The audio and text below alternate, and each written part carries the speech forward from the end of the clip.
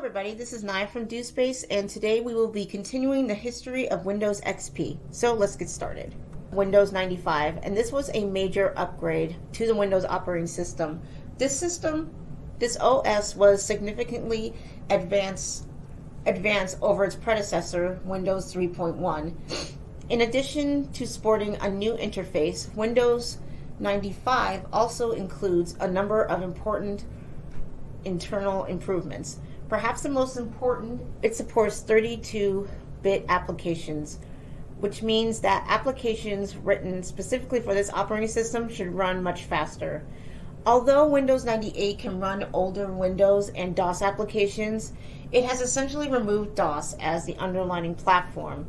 This meant that the removal of many of the old DOS limitations, such as 640K of main memory and 8-character file names. Other important features in this operating system are the ability to automatically detect and configure install hardware, which we now know as plug and play. In 1998, despite having better support for the FAT32 file system, new hardware drivers and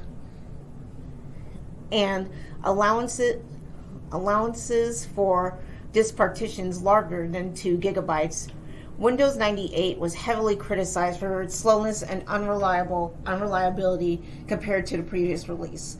Most of the problems were cleaned up by the second edition 1 year later, but there was further controversy in the GUI with Internet Explorer's integration into the design and into Windows Explorer. It eventually led to the accusation that Microsoft was abusing its position as the OS at the expense of the waning browser competition that was at the time Netscape Navigator. Ultimately, the case had little effect on the success of either company. Eventually, Windows 98 was appreciated by consumers world over.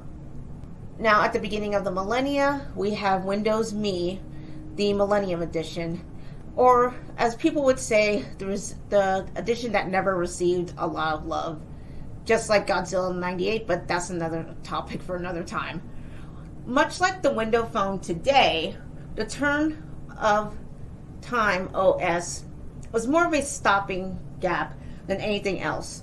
While plans were afoot to merge the Windows business line, Windows TN, with the consumer stream.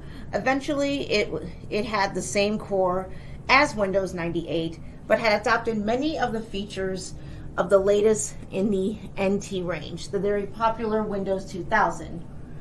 It had enhanced multimedia and internet capabilities with the introduction of Windows Movie Maker, as well as a universal plug-and-play, which allowed for a far more seamless, automatic approach for connecting network devices.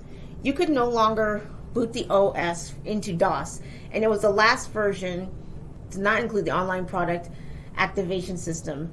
However, Me was lambasted for its instability and was often referred with alternative acronyms like Mistake Edition. But perhaps its one moment in the sun was the introduction of the System Restore, which still exists today and works very well so long as you remember how to use it. And now this takes us to Windows 2000, and this is the enterprise twin of the Millennium Edition. Windows 2000, it was released on February of 2000, and it was based on the Microsoft's business-oriented system, Windows NT, which would later become the basis for Windows XP.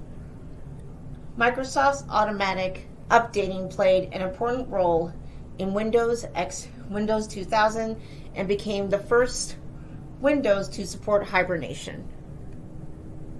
And now we will talk about Windows NT, going from 3.1 to 4.1, which was in 1993 to 1996, and would serve as the basis for Windows XP. This version of the Windows operating system Windows NT, or New Technology, is a 32-bit operating system that supports preemptive multitasking. There are actually two versions of Windows NT. Windows NT Server, designed to act as a server in networks, and Windows NT Workstation for standalone or client workstations. Okay, so in the final video, we will be talking about Windows XP. So this is Naya from DoSpace. Talk to you then.